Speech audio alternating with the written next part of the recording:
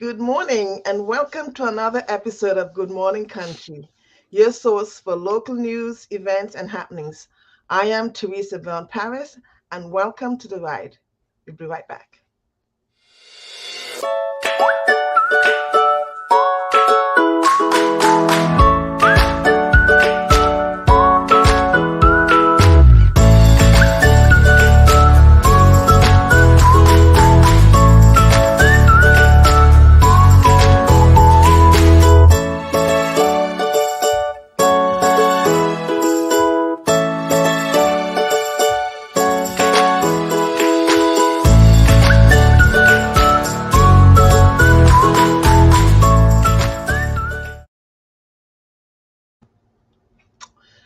The most important office and the one which all of us can and should fill is that of a private citizen. That's the quote, today's quote by Lois Brandeis.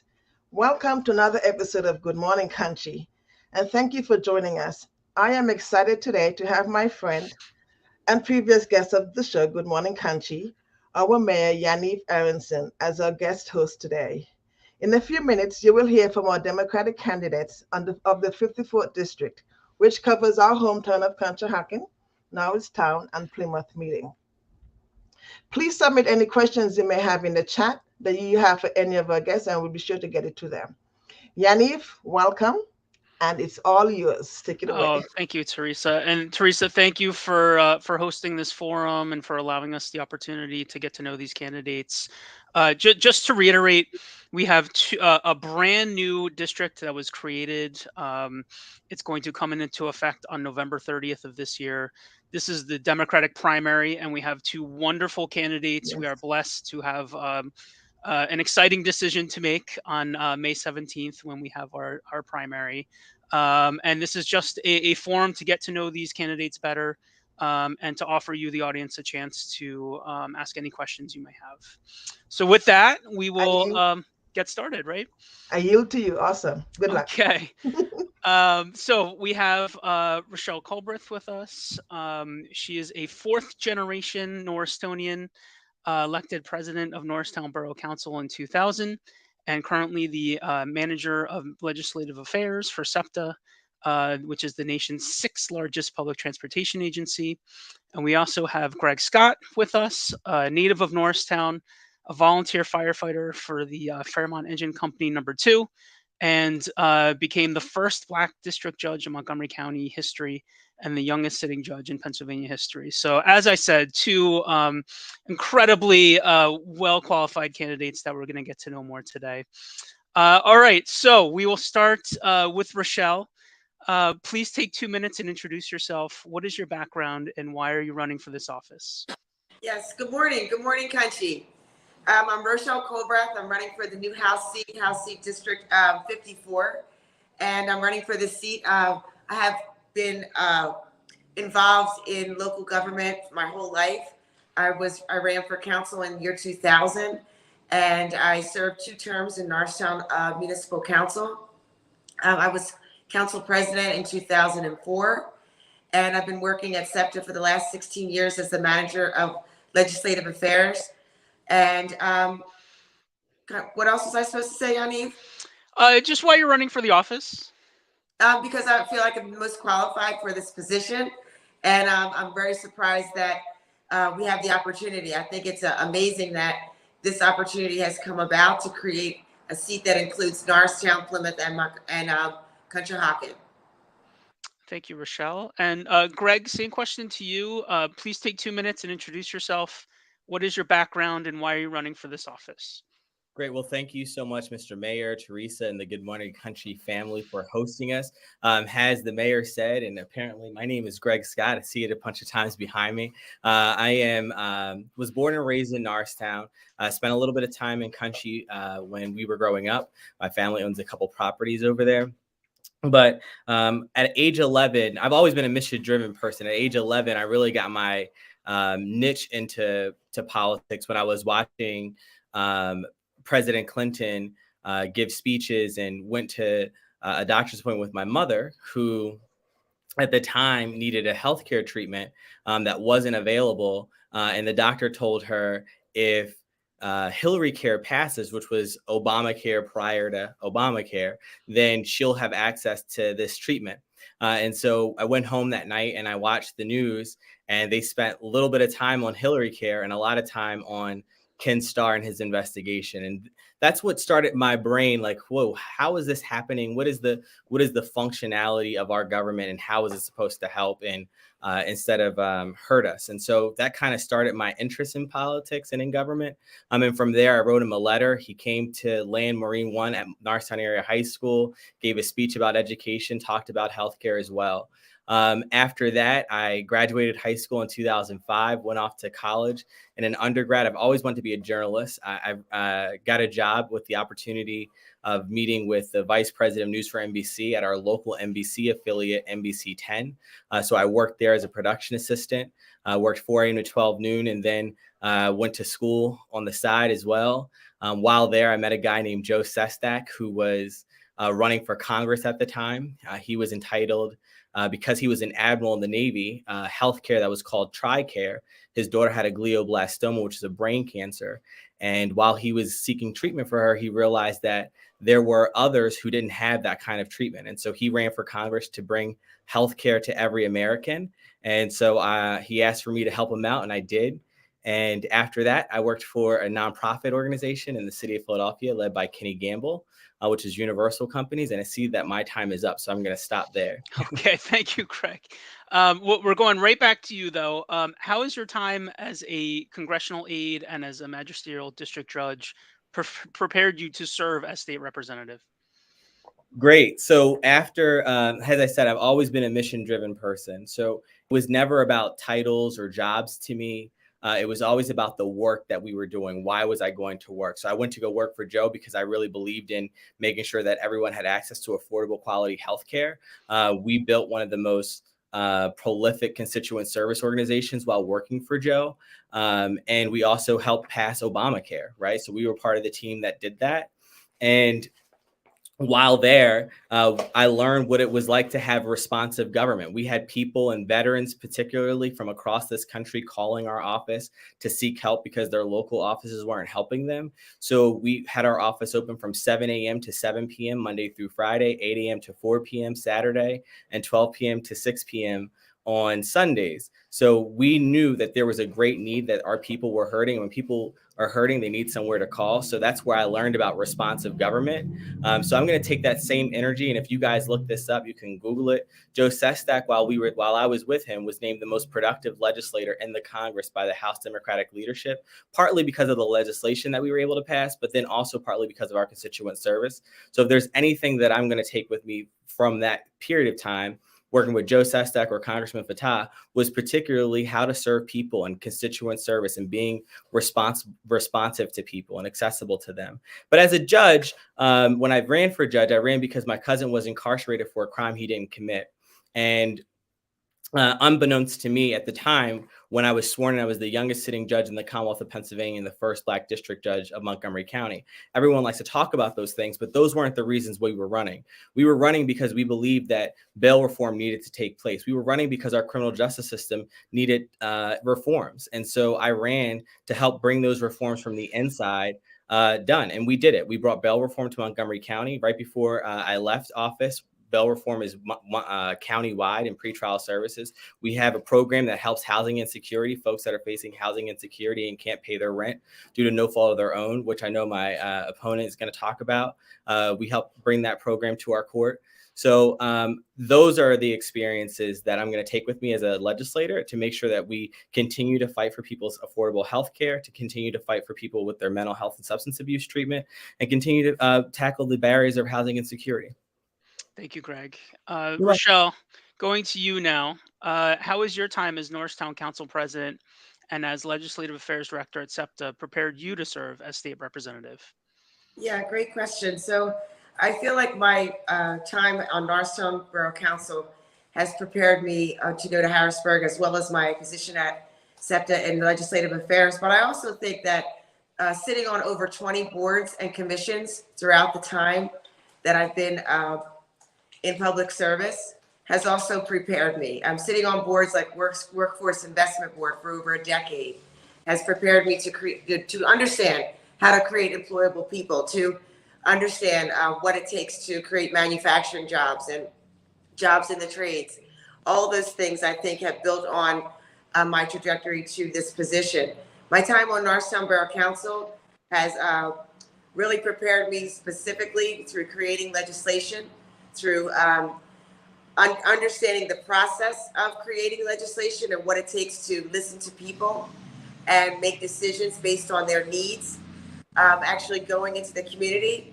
My constituent services are unmatched in my job at SEPTA.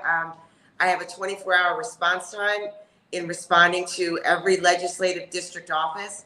I'm responsible for over 100 offices. Every senatorial and every state representative's office calls one telephone right here for any constituent service related to SEPTA that they have. So I'm very used to being able to handle a number of requests from all the legislative district offices. So I think my constituent services, as well as my time on all the boards and commissions that I've served on throughout the last decade. And then, Rochelle, jumping right off of that, what will be your top priority at your district office here in the 54th and legislatively in Harrisburg? Yeah, I think my top priority, the district is very diverse and very unique.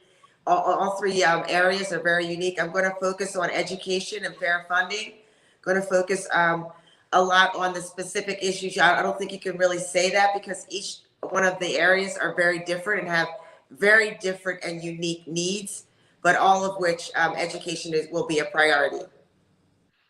Okay, thank you. And then, Greg, what will your priority be at your district office here in the 54th and legislatively in Harrisburg? Yeah, thank you for that. So there's two things that you can certainly count on. Is me having an accessible and responsive office. And you don't have to really take my word for it. You can look at my track record. As a district judge, we helped more people in our courts than any other district judge, simply because people were calling our office for things that they typically wouldn't engage other judges for, because we were out there, we're responsive to people, we're answering their concerns. So everything from street lights to traffic issues. So you can anticipate that being the same exact thing. We're going to set up an office and we're going to be responsive on social media. Obviously, Conshohocken and Plymouth are newer to me as an elected official. I've been an elected official for the last 6 years recently, and so Norristown has been my district. But because Conshohocken and Plymouth are new, I spent the last few months of this campaign going to every nook and cranny of Conshohocken. I mean, we were in learning people and learning their concerns, and so I've been to the VFW. We did the Conshy cleanup this past weekend. And so you anticipate that continuing. This isn't something that I'm doing just because I'm an elected, running for elective office. This is who I am. Being out there, meeting the people, door knocking. I've been to most of the doors already of folks that we anticipate to vote in Conshohocken. I've heard their concerns. And so you can anticipate me doing the same thing, being in our community, not just this guy that comes only on election time. But I'm going to be there, be responsive, be accessible, not only to the people, but also have a governing partnership with the elected officials. I've been to the council meetings in Conshohocken, learned about the issues that are coming up, and making sure that I'm abreast of those things so that we can hit the ground running on day one. This isn't just a campaign for us. This is our lifestyle. Thank you, Greg. So as you both know, I'm the mayor here in Conshohocken, and this show is Good Morning Conshy. So let's dig into a few Conshohocken specific questions. Greg, what are the main concerns that you've heard from residents specifically about Conshohocken or within Conshohocken, and how can you help as a state representative? Absolutely. So as my opponent alluded to earlier, these are three different, very diverse communities within the 54th district. I tell people all the time that it's a microcosm of America, and I love it because it's a challenging, intellectual, stimulating thing. But what I hear mostly in Conshohocken when I'm door knocking, principally, is the traffic, the roads, the congestion. That's probably number one. The number two thing I would say is education. A lot of concerns, especially about the younger parents. With respect to education. And then the last thing is just being accessible to people, right? So we just during the course of this campaign alone, we've helped 21 people get handicap placards. We've written to PennDOT on issues relating to the traffic congestion on Conshohocken Road. PennDOT has been responsive to us, and they are going to do a traffic study with respect to that. So these are things that we will continue to do, but those are the issues that we've been hearing principally. With respect to the traffic and roads, I've already started looking at Conshohocken's comprehensive plan and looking at where they plan to go with those things. I'm a big supporter of working together with Conshohocken leadership and Stephanie, the Borough Council, you, Mr. Mayor, hopefully when I get there, if possible, and making sure that we're not doing anything that would harm your efforts, but we're going to come alongside of you and support them. So, for example, we had the walking trail replacement at Sutcliffe Park. That application just went into DCNR. My office, had we been there today, we would be working with you to make sure that that application received a letter of recommendation or a letter of support from our office. We'd be working hand in glove with your administration to make sure those things happen. We've got the Main Street facade coming up on Fayette Street, that overlay project. We'd be working hand in glove and making sure that you guys have the support you need from the state level to get that done. Also, the train station. It's a big thing, big supporter of public transit, environmental issues, and all those types of things, which is why it makes this a great thing. So I'll be making sure that we work with Fran Kelly at SEPTA and Joe Connolly to make sure that those things get done. Thank you, Greg. And then Rochelle, same question to you. What are the main concerns you've heard from residents in Conshohocken, and how can you help as state representative? So the main issues that I have found while going on doors have been a concern about traffic, about the roads, about the density as well. One thing that I think is very significant in Conshohocken is the amazing parks. They're all very unique. I love the park with the instruments. Greg mentioned the transportation, the train station, which was my project before I started to run for this office. So the expansion of that train station is something that I think is very beneficial to Conshohocken. Its purpose is to address the increased population that Conshohocken is experiencing and will experience. They have an influx of very young families that take the train to get to and from their employment. And I too take that train, so I know when we get to Conshohocken, if someone doesn't have a seat already, they better find a seat, because the Conshohocken is very crowded. That train station was created to address the issue of congestion on the expressway on 76 right there in Conshohocken. And there will be a billboard that flashes and tells you, if you want to get off at the next exit, you can get off at the next exit, and you can make it downtown on the train in less than 20 minutes. I think it's going to be very beneficial to decreasing congestion and really addressing the issues that I heard on the doors. Heard a lot of other issues, heard issues of concerns around cell towers. I heard a lot of people requesting a dog park. Trying to think of some other issues. I really learned a lot about how people feel about the urban charm and why they moved to this river town in Conshohocken. They moved there because of the charm, and the congestion also, was a concern for them. Development and developers in general.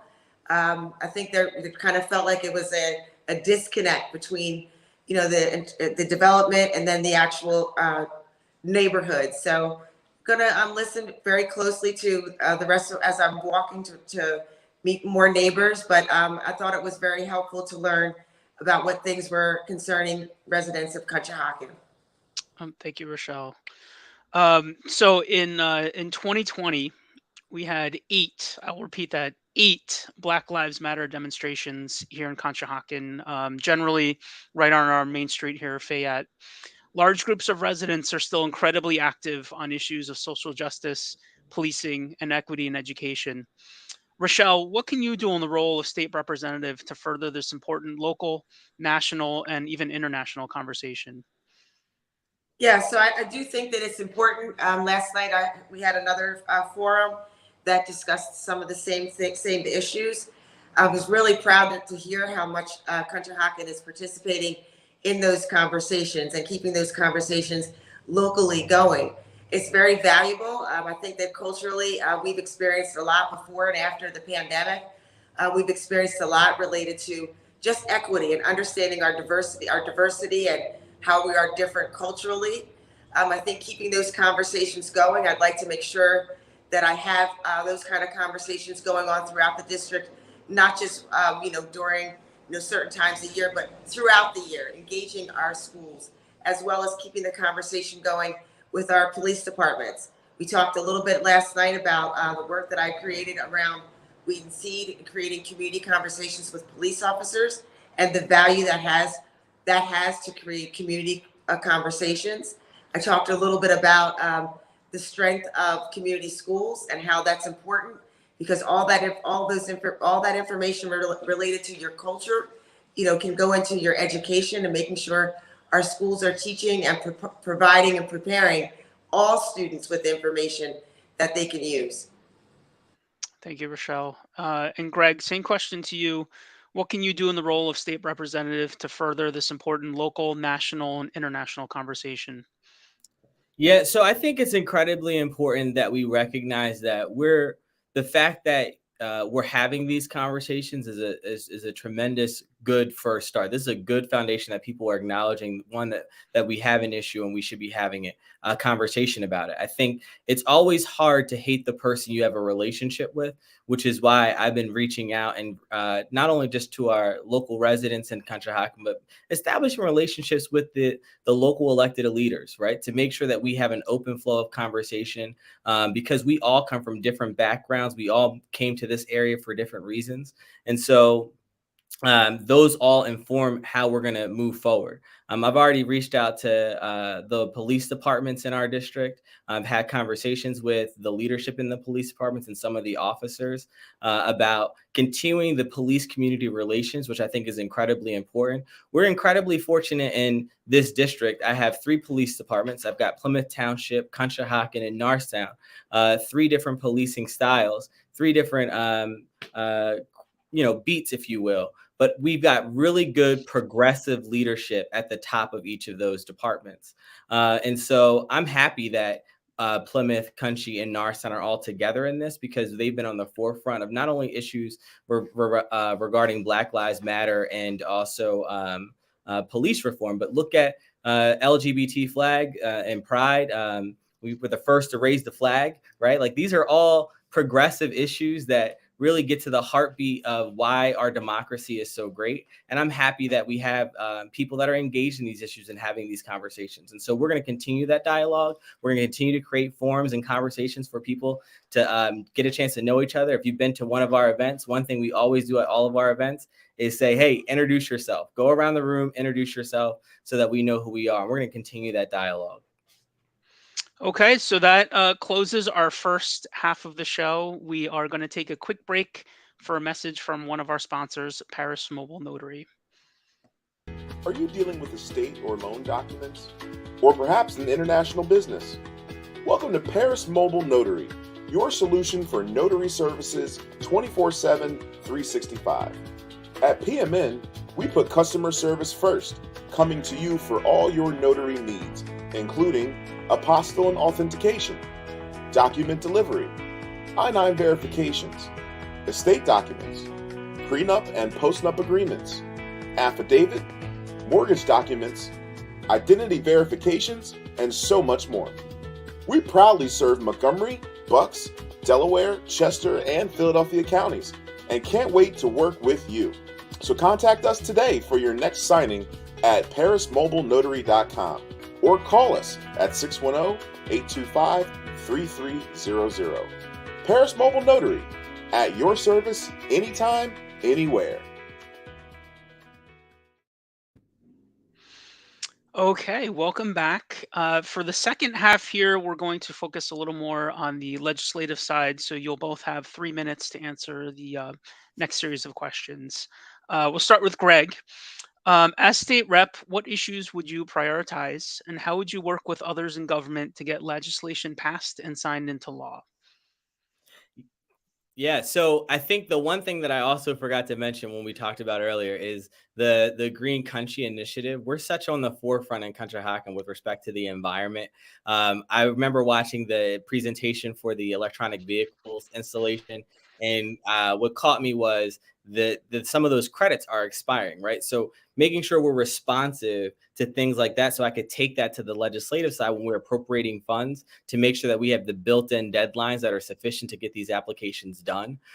So that will definitely be up there. But principally, number one for me, priority would be healthcare. You know, if you're sick, you should be able to go to the doctor without having to worry about going bankrupt or going into financial struggles. And so you should be able to consider your doctor visit outside of your finances, right? So access to quality, affordable healthcare is incredibly important. Making sure that folks have access to mental health and substance abuse treatment is incredibly important to me. The next biggest thing for me would be education, right? I think that we have to make sure that our state is paying their fair share with respect to education. And right now, the state is only paying a third of what they should be paying. So increasing that is incredibly important to make sure that we continue to have good quality schools in our district. We have to make tuition at state colleges and universities very affordable. We've got to make sure that our kids are safe when they're going to school and they're learning. So making sure that education comprehensively is a second priority for me, but all of those things for me are priorities under that. And then obviously criminal justice reform. That is my bread and butter. We brought common sense bail reform to Montgomery County, and people thought it couldn't be done, and we did it. We did it by talking to folks that had different perspectives from us in a bipartisan nature, and we got it accomplished. So we're going to continue to make sure that we bring that practice not only to Montgomery County, but across the state, and we codify it into law. That way, whatever president judge we have, they can take this away with a signature of a pen, but if it's law, they won't have the ability to do that. We have to increase resources for those suffering from mental health and substance abuse, part of that criminal justice reform. That's incredibly important.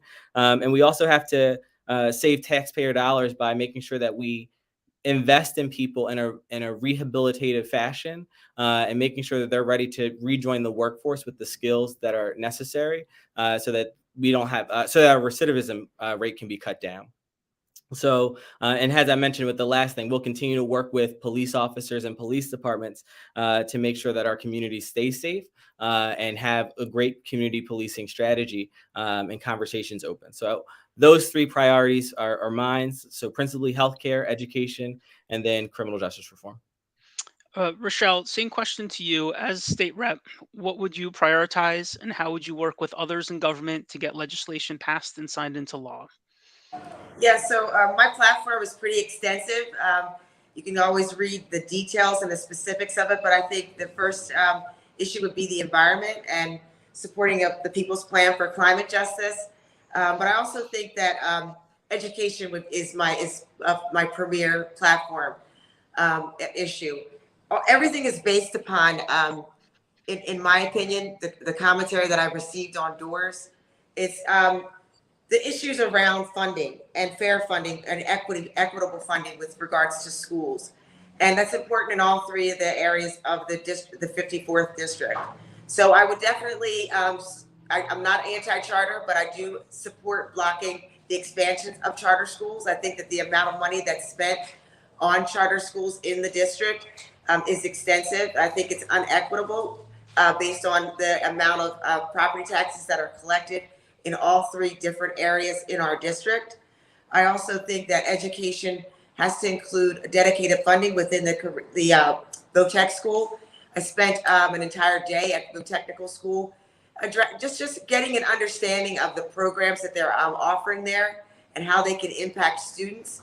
On my platform, there is an entire career and technical roadmap to address the issues that I think we have in creating dedicated funding in our VOTechnical school. But most of all, those are the three issues: in the environment, education, and most importantly, making sure that we protect public assets as well. Rochelle, what changes, if any, would you support making to Pennsylvania's voting laws?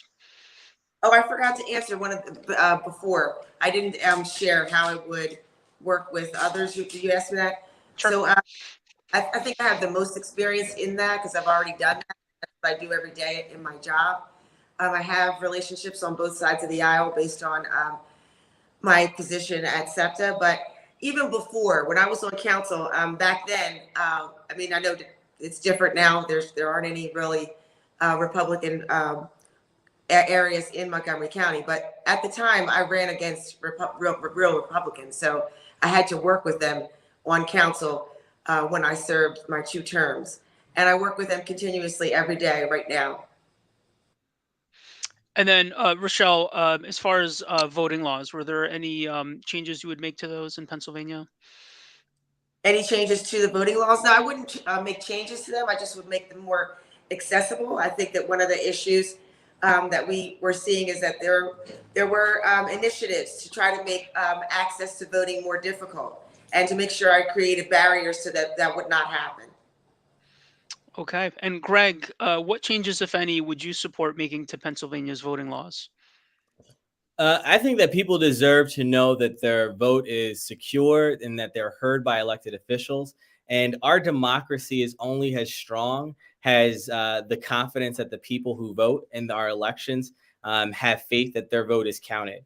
And so I think that we've got to do more to ensure that every eligible person that is eligible to vote in our country can vote, that our elections are free from interference, and that our government officials are accountable to the people they serve and not these wealthy corporations. And a lot has been made over the last few years about stolen votes and all that kind of stuff. Each of the 50 states are responsible for implementing voting and voting machines and our laws. So our Pennsylvania Secretary of State, which in some states is an elected official, ours is not. It's appointed by the governor. I'm a big proponent of making sure that that person has the independence they need to carry out our elections. Also making sure that we have the appropriate investments in the election technology, and that we're continuing to make mandatory audits on those machines to make sure that they're not getting hacked or that our votes aren't getting tampered with. Making sure that the Secretary of State has the funding to accomplish those things. Ensuring that our voter registration is accessible to everyone that can vote. And also, I'm a big proponent of making sure that we can clean and get this big money out of our politics and these corporate PACs. So yeah, those are the things that I would do to help strengthen and secure our vote more and support our voting laws. Greg, right back to you. Article 1, Section 27 of the PA Constitution guarantees the right to clean air, pure water, and the preservation of the environment. What actions would you take to protect these rights? Yeah, I mean, look, if you can't breathe in clean air and you can't drink clean water, I don't know what else matters, right? So this past weekend, we were in Plymouth Township. We planted some trees with them right along at Allenwood Park. We also had an event at the Norristown Forum Park on Saturday where we had an investment of trees. So those things are incredibly important. But what we have to do from a legislative perspective, as a state representative, taking a leadership role in this, making sure that we promote investments in clean energy and clean energy production and our clean energy infrastructure. We've got to recognize that climate change is real and the science is not lying. And so we can address that responsibly by making sure that we have the right efforts in place in our economy to make sure that those jobs, by the way, which are really high paying jobs, and that our communities have them, making sure that the Department of Environmental Protection, the State Department of Environmental Protection, has all the tools that they need to promote these partnerships with the clean industries, and making sure they have the power to hold these polluters accountable when they pollute our air. And then the last thing I'd say is this: I think we've got to preserve the last bit of public lands that we have so that folks can enjoy that stuff for years to come. It's not in our district, but White Marsh under Erdenheim Forum, I'm really proud of the relationship that the township, the county, and the state came together to preserve those farmlands. And so making sure that we continue to preserve that in areas where we have it is incredibly important. And that's going to take investments from the state. And Rochelle, same question to you. Article 1, Section 27 of the PA Constitution guarantees the rights to clean air, pure water, and the preservation of the environment. What actions would you take to protect these rights? Yeah, I'll talk a little bit about the actions I've taken already. I've been very active in making sure that I I oppose the sale of public assets. Our public utility, I feel like our water, clean water, clean air, all of those things are very important and they need to be protected. And that's why I opposed the sale of the sewer plant just recently. And as far as just specifically what I've been doing as working at SEPTA, so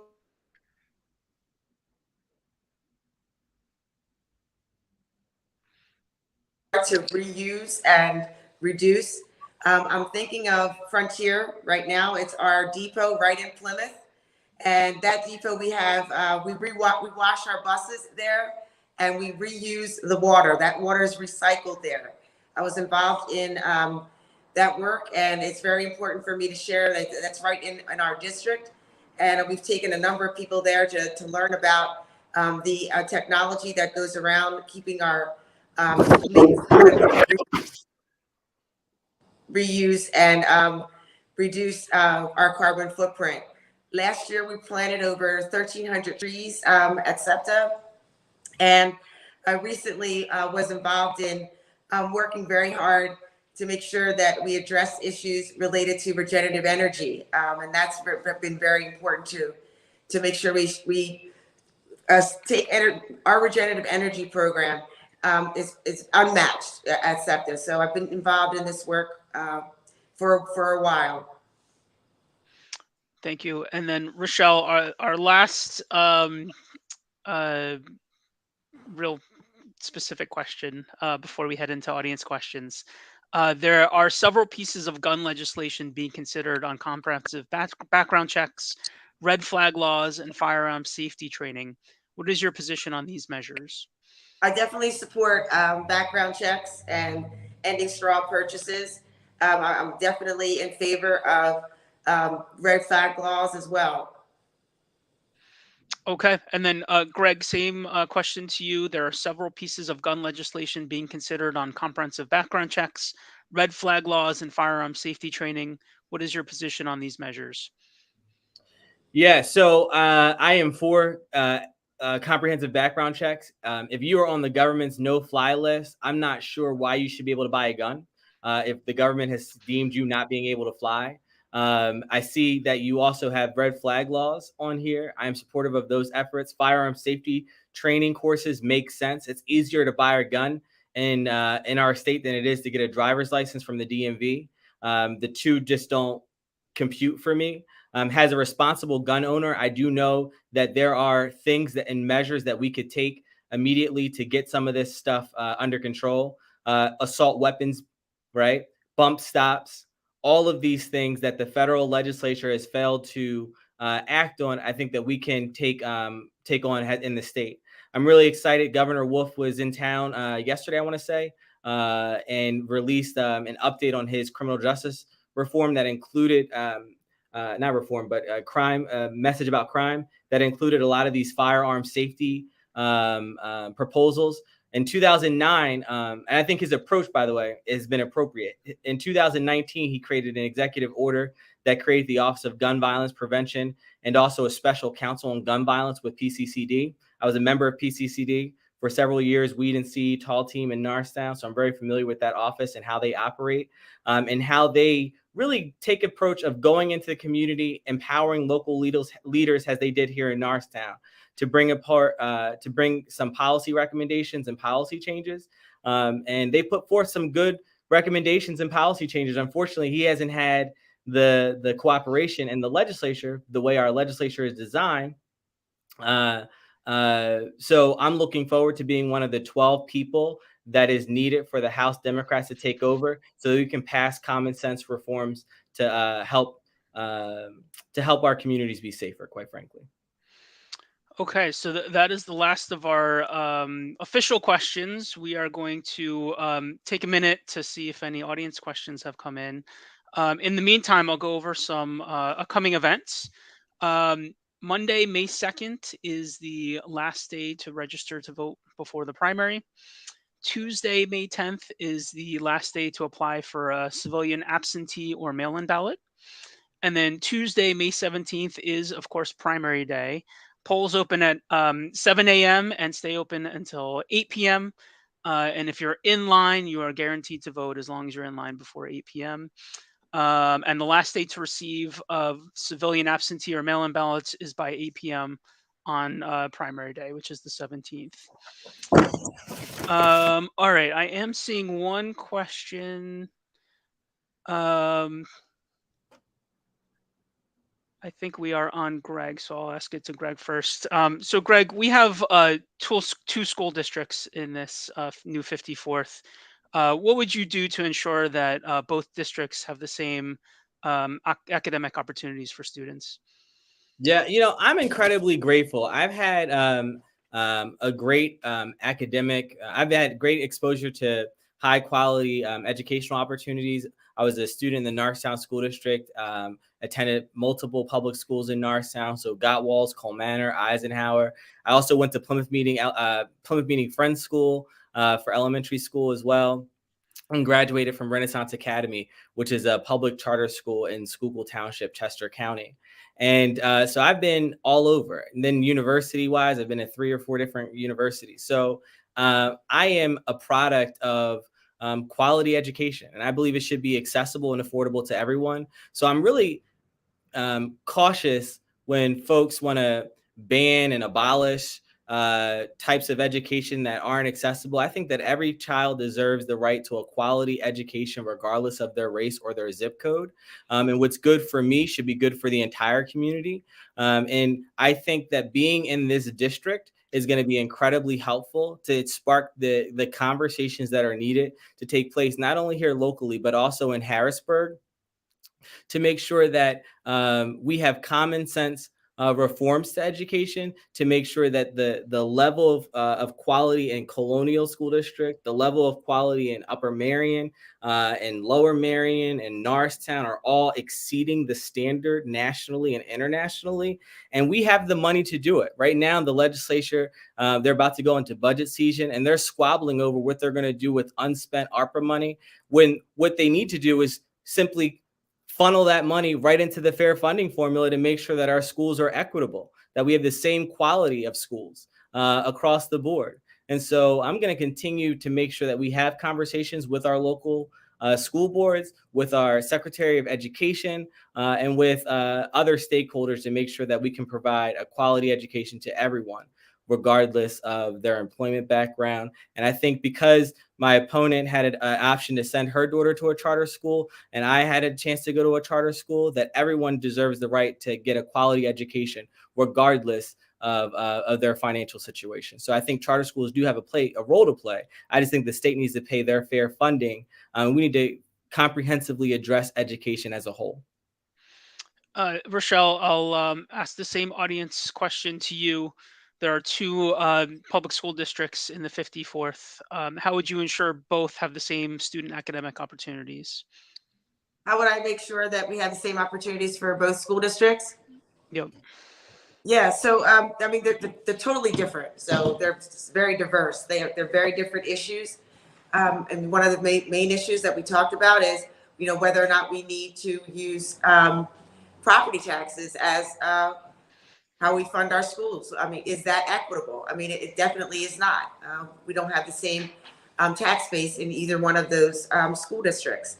I think one of the biggest issues is, just the irregularities in the cost of special ed for each one.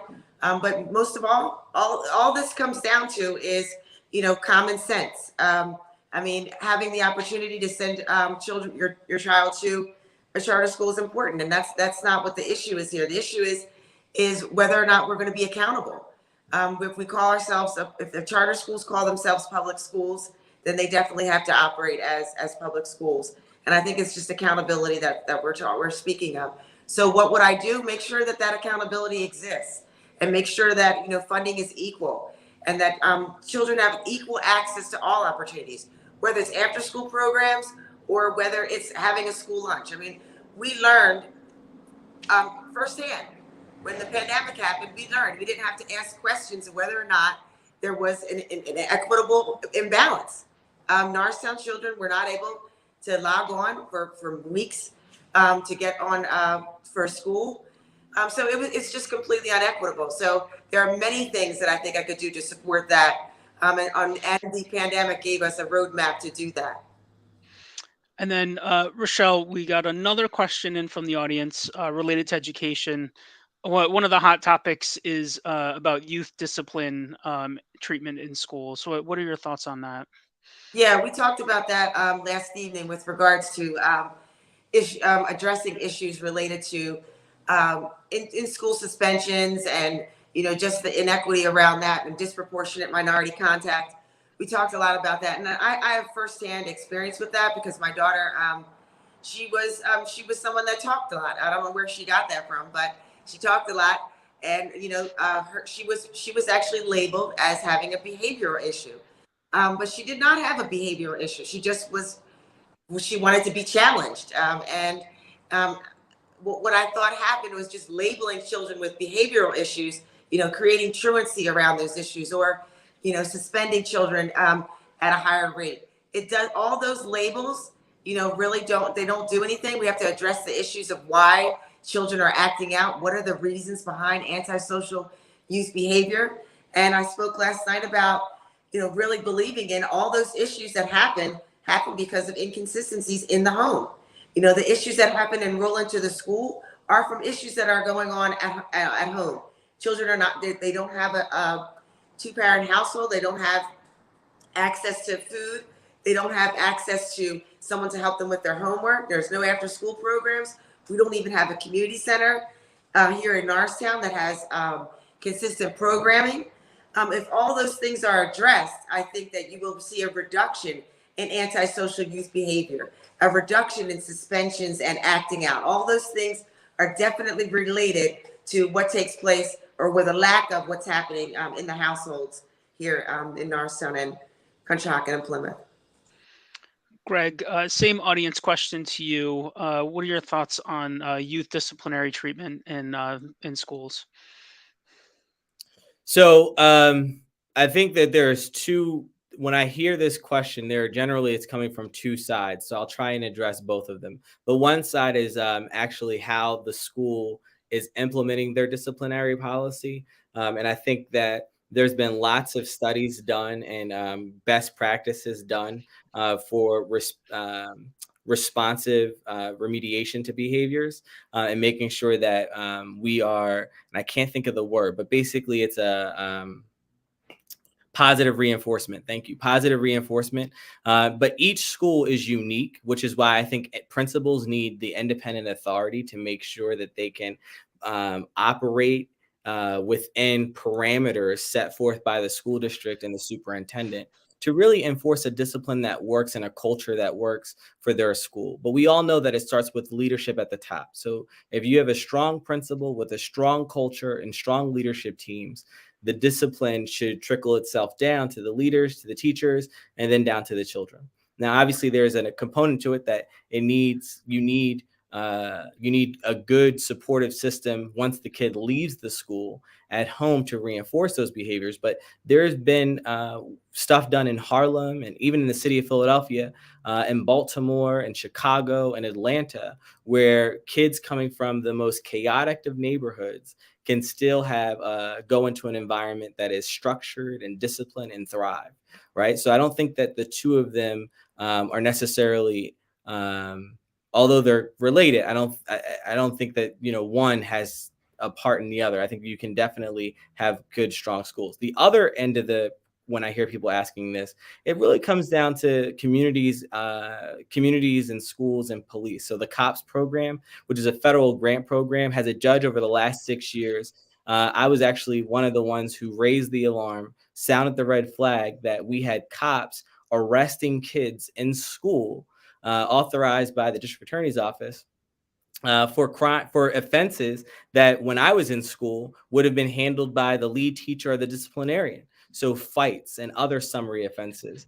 So making sure that there are solid memorandums of understanding between the school district, the local police department, when the cop is in the school, what is their purpose? Are they there to boost community police relations, which is what the grant was for? Or are they there to provide a security force? And I think that if we want to make sure that we create a cohesive community where kids know that police officers are a safe space to go to, they're not the enemy, then we have to make sure that the cops that are in the schools are empowered to do those things. And principals shouldn't be calling on them to break up fights or to arrest people.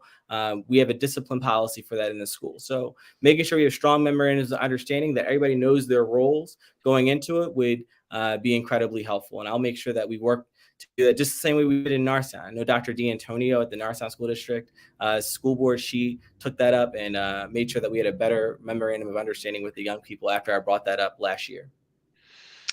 Okay, so we are on our final wrap-up question here. We will start with Greg. Please take 2 minutes and give our audience your final thoughts as we head into Election Day on May 17th. Great. Well, thank you so much to you, Mr. Mayor, and to the Good Morning Country crew. Zach, who's not here, the producer, he's in the background, did a great job of coordinating this, and Teresa Brown Paris. But I want to say to our community and Conshy, you know, we have a clear decision to make on May 17th. Integrity's on the ballot, judgment's on the ballot, and I have the professional experience that demonstrates my ability to govern effectively with others. I have the personal lived experience that makes me unique to hold this office. I also have a track record of success in advocating for others and getting things done. Not 20 years ago, but up until I left the bench a few years ago. And I know that we're just getting to know each other. And in this climate, it's hard to trust people. And I agree. I would be apprehensive to meeting new people as well. But I want you to trust the people that I've worked with over the last 6 years in Narsetown. I have the support of the majority of the Democratic committee in Narsetown. I have the support of every city council president that has served Narsetown since my opponent has left office, with the exception of one. I have the support of almost every city council person in Narsetown. I think you should trust SEPTA's employees. I've received the support of two of SEPTA's largest transit unions, a place where my opponents worked for the last 6 years. I think you should trust your local leaders. Talk to your local elected officials and local Democratic leaders that live here, not establishment or out of touch politicians that don't live in our communities, but trust the people that you guys have known to be responsive to you. Call your city council people, call your Democratic committee people, and find out who they're going to vote for. And I think that they all trust me, not because I'm Black, not because I'm a man. They trust me because I've earned that trust, because of the work that I've done over the course of my life and throughout my campaign. They know that I've done the homework to make sure that we can send someone from our community that lives in our community to Harrisburg and represent us and be successful in getting the job done. So my name is Greg Scott. I'm asking for you to trust me with your vote on May 17th so that we can bring a fresh vision to Harrisburg. And if you have any questions or comments, feel free to reach out to me. I'm on @GregScottPA on all of social media. My cell phone number has been printed on all the literature. I've been to most of your doors, so you have a door hanger from me or a piece of lit that has my number on it and my email. So reach out to me, and I'll be happy to talk to you further on any issues that we didn't get a chance to discuss today. Thank you. Thank you, Greg. And then Rochelle, close us out. Please take 2 minutes and give our audience your final thoughts as we head into Election Day on May 17th. Yes. So thank you again, Mayor Yaniv, for this opportunity. Thank you, Teresa, for putting this forum together. It's a great way to get all the information out about both candidates. I have been engaged in public service my entire life, and it has been a pleasure to serve. I'm looking forward to serving the residents of Plymouth, Conshy, Norristown. My platform is based on honesty, integrity, and my experience. Every part of my life has prepared me for this position. The taxpayers and their money means a lot to me. I want to be trusted to address the needs of the citizens. Every citizen matters in this district. I've not left anyone out. Been spending a lot of time in our Hispanic and Latino community, and I've learned quite a bit about the experiences and the things that concern them. I'm looking forward to sharing my platform more. I'm looking forward to door knocking the next few weeks. Looking forward to meeting more people, learning more, and taking all of my experience, education, and opportunity to Harrisburg. And thank you very much. Okay, thank you both. Just a quick programming note. Rochelle was on earlier in the week with the Colonial Area Anti-Racism and Social Equity Alliance. You can see her interview by going to their page, and there should be a stream up. Greg will be doing the same interview next week, so we will continue this community conversation with both of our wonderful candidates. To wrap us up, thank you, of course, Teresa, for having us here on Good Morning Conshy. And make sure to head to the polls on May 17th. A few community events coming up Saturday, May 14th. White Marsh High School presents A Night of Unity, Culture, and Love, a fight against lupus. Follow the link in the chat for tickets, which are only $10. And then the big event in Conshohocken, the Conshohocken Arts Festival and Car Show, will be on June 4th, 11 a.m. to 4 p.m. So please join us for that. That's it from here. I will tell our audience I was on the ballot just a year ago. I was sitting where these candidates were sitting. It takes a tremendous amount of time and sacrifice and blood, sweat, and tears. So thank you for both of your service to our community to give us this wonderful choice on May 17th. That's it. Thank you. Thank you, everyone, for joining us. And thank you for your service, Mr. Mayor. Thanks. And happy anniversary. Thank you. Yeah,